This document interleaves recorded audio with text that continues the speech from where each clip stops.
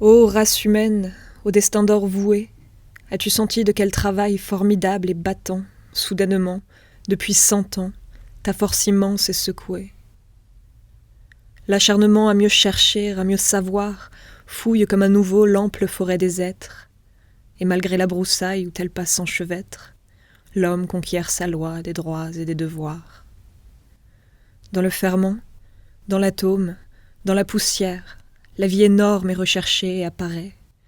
Tout est capté dans une infinité de raies que serre ou que distend l'immortelle matière.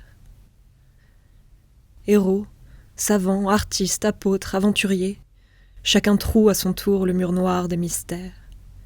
Et grâce à ses labeurs groupés ou solitaires, l'être nouveau se sent l'univers tout entier. Et c'est vous les villes, debout, de loin en loin, là-bas, de l'un à l'autre bout des plaines et des domaines, qui concentrez en vous assez d'humanité, assez de force rouge et de neuve clarté, pour enflammer de fièvre et de rage féconde les cervelles, patientes ou violentes, de ceux qui découvrent la règle et résument en eux le monde. L'esprit de la campagne était l'esprit de Dieu. Il eut la peur de la recherche et des révoltes. Il chut, et le voici qui meurt sous les essieux et sous les chars en feu des nouvelles récoltes.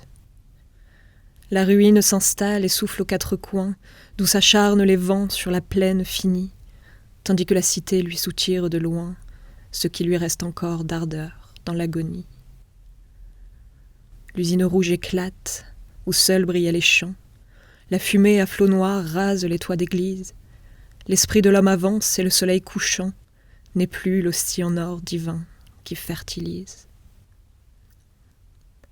Renaîtront-ils les champs, un jour, exorcisés de leurs erreurs, de leurs affres, de leurs folies, jardins pour les efforts et les labeurs lassés, coupe de clarté vierge et de santé remplie? Referont-ils, avec l'ancien et bon soleil, avec le vent, la pluie et les bêtes serviles, en des heures de sursaut libre et de réveil, un monde, enfin sauvé de l'emprise des villes?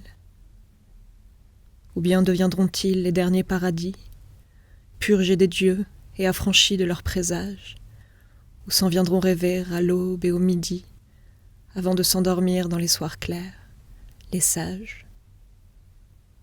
En attendant, la vie ample se satisfait d'être une joie humaine, effrénée et féconde.